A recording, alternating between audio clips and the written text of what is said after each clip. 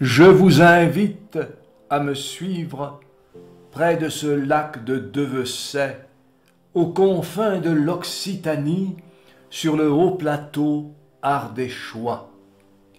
Ici, sur la ligne de partage des eaux Atlantique-Méditerranée, deux mondes opposés mais complémentaires se rencontrent. Les pays à la langue d'oc, l'Occitanie, et les pays à la langue d'oï, le pays des Avernes, l'Auvergne. Au loin, dominant ce lac de Devesset, le mont Chignac, sur les pentes duquel s'agrippe le village castral de Saint-Agrève. Saint-Agrève, haut lieu parmi les hauts lieux, bourgade sur le chemin des étoiles, sur un point de ralliement des pèlerins de Saint-Jacques de Compostelle, sur le chemin où le monde chrétien forma sa civilisation des cathédrales. Ici, des milliers de personnes sont venues admirer cette chaîne de volcans, véritable dragon du juste milieu où le feu du ciel épouse le feu de la terre. Ici, des milliers de touristes affluèrent dès le début du XXe siècle grâce à un chemin de fer départemental. Et de nombreux hôtels se construisirent alors. Mais plus encore, c'est dans les limites de cette haute montagne, de ce vieux volcan du Mézin, citadelle avancée des Celtes, c'est près de ces sucs volcaniques qu'une mystérieuse civilisation mère a laissé çà et là des messages concernant une connaissance perdue.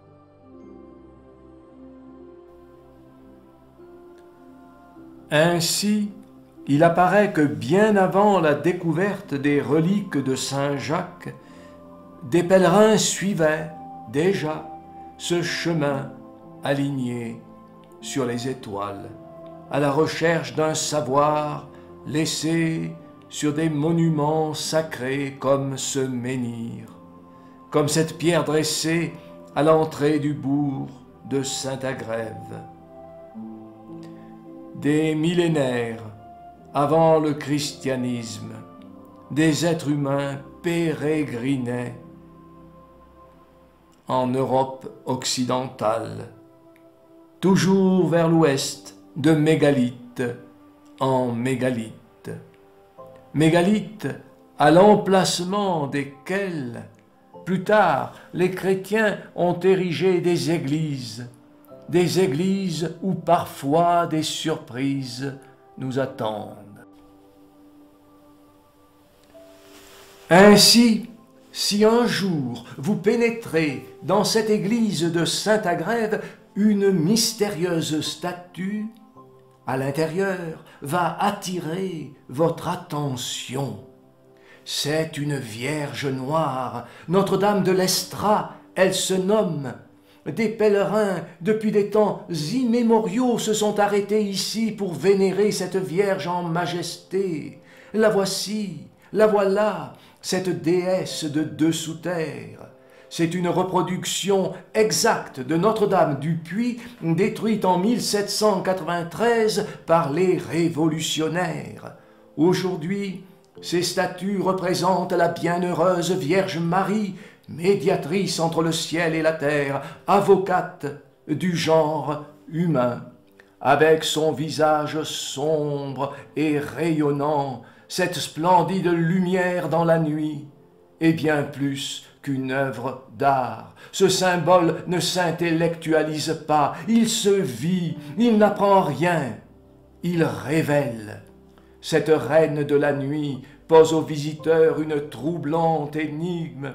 et il faut le souligner une fois encore, comme toutes les statues de ce genre, elle n'a pas été placée n'importe où. Oui, cette colline du Chignac à Saint-Agrève est un lieu béni par la nature, un axe du monde, un omphalos, un point d'acupuncture majeur de notre planète, récepteur-émetteur de radiance stellaire, une antenne diffusant des ondes vitales, des énergies essentielles à notre évolution.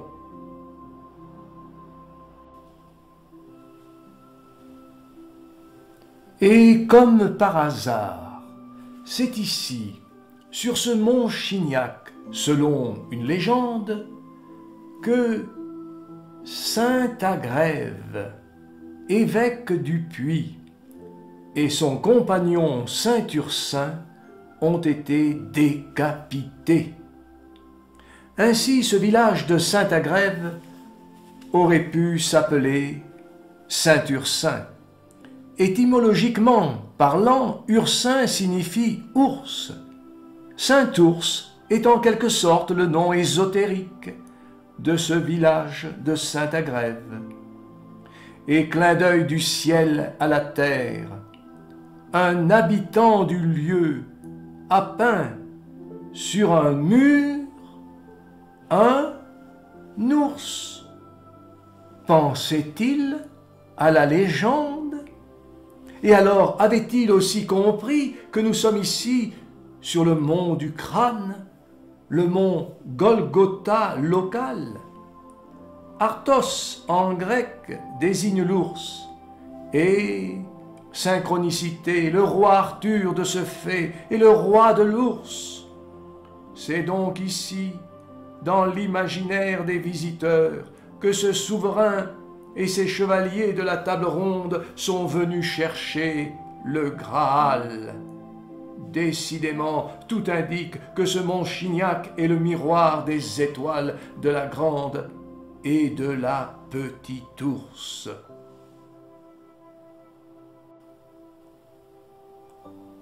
Qui plus est, avant de mourir décapité près de cette place de l'Aune, saint Ursin a déclaré « Là où ma tête roulera, une fontaine coulera, qui jamais ne tarira. » Et son crâne a roulé, roulé, et une fontaine miraculeuse a jailli au pied de la colline du Chignac, à l'endroit exact où ce crâne s'est arrêté.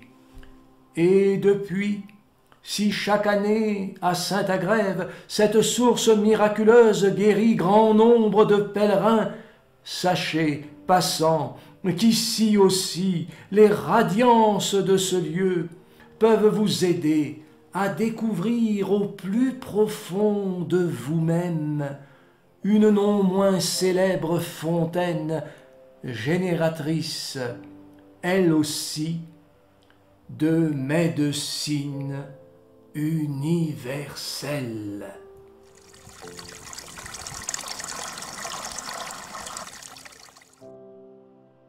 Et à propos de radiance, savez-vous que chaque Vierge noire est alignée sur une étoile? Aussi découvrons le blason originel de cette bourgade de Saint-Agrève. Ce blason représente une tour couronnée surmontée d'un oiseau blanc, d'un cygne. Cet oiseau, ce cygne, nous permet de deviner que Notre-Dame de l'Estra s'aligne sur la constellation du Cygne et plus exactement sur l'étoile d'Éneb de la dite constellation. D'ailleurs, dès le Paléolithique, les étoiles du Cygne étaient considérées comme une porte du ciel. Et ajoutons qu'en 2005, des scientifiques américains ont découvert que les ondes photoniques en provenance de cette constellation du Cygne ont provoqué une accélération évolutive exponentielle au niveau des humains que nous sommes. Mais continuons, non loin de ce village de Saint-Agrève, dans les feuillages des arbres de ce château Lacour, le vent qui gémit murmure inlassablement une phrase si chère aux alchimistes. La voici. Tant que tu ne vois pas le noir plus noir que le noir, sache que tu as failli dans l'œuvre, mais sache aussi que dans ce noir plus noir que le noir brille la lumière paradoxale des ténèbres. Et coïncidence signifiante, le blason de la famille noble qui habitait ce manoir témoigne que dans cette bâtisse, un initié pratiquait l'alchimie. Sur ces armoiries, un lévrier nous indique que dans le langage des oiseaux, l'œuvre y est. C'est-à-dire qu'un alchimiste accueillit ici la rose de l'adeptat.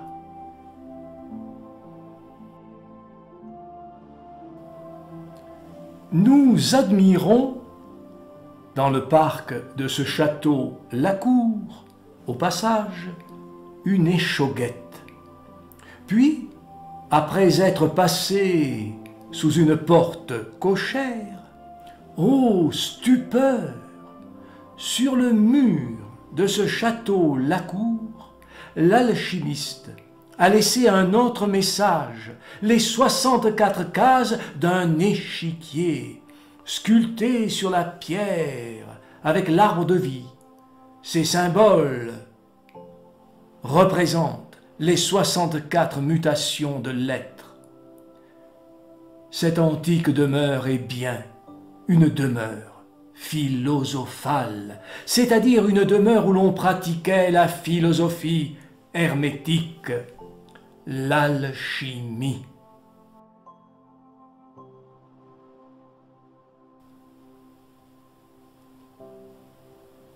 Quelques kilomètres plus loin, un autre lieu sacré, la commanderie de Devesset, la plus grande commanderie d'Auvergne en matière d'hospitaliers de Saint-Jean. Ces hospitaliers de Saint-Jean, ces moines soldats, à l'instar d'autres chevaliers, étaient peut-être parfois en quête du Graal, en quête de cette mystérieuse coupe, cachée peut-être ici dans ce lac de Devesset. Le Graal, c'est la coupe sacrée, celle de la dernière scène prise par les apôtres avec le Christ. Mais le Graal, c'est aussi pour ces chevaliers la connaissance, la régénération de l'être par la connaissance libératrice. Cette quête du Graal est une aventure enivrante, une quête initiatique à la recherche d'un trésor perdu, suspendu au-delà de l'existence. Or, les touristes d'aujourd'hui s'émerveillent à juste titre devant cette commanderie des commanderies, mais oublient souvent dans l'ombre de cette majestueuse demeure une ferme, certes anodine, mais qui voile un grand secret. Devant nous, cette maison mystérieuse, celle de Plafailly.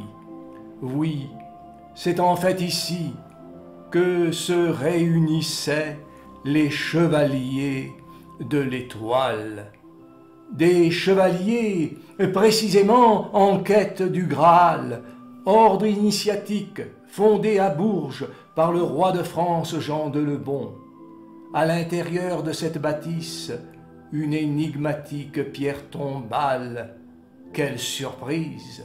Celle d'un chevalier de la Renaissance, Liac-Mérieux de Plafailly, illustre inconnu, alchimiste, qui a pourtant réalisé ici la fameuse pierre philosophale, élixir d'immortalité. Mais pourquoi les chevaliers de l'Étoile ont-ils choisi cette maison plutôt qu'une autre? Eh bien, tout simplement parce que cette bâtisse est sur un haut lieu de vie, sur un haut lieu vibratoire, mais plus encore, elle est marquée par cette étoile, l'étoile de Bethléem, si chère aux chevaliers. En effet, l'architecture de cette demeure est entièrement basée sur cette étoile à 8 branches qui s'insère à 2 reprises dans le plan au sol de cette maison. Et miracle, dans ce dédale de traits, le gardien du lieu apparaît, entouré d'un compas, d'une équerre, mais surtout, aux surprises, de la fameuse coupe du Graal. Pèlerins, si vous venez à Saint-Agrève et dans toute cette région Vivaro-Vélave, vous ne serez pas déçus.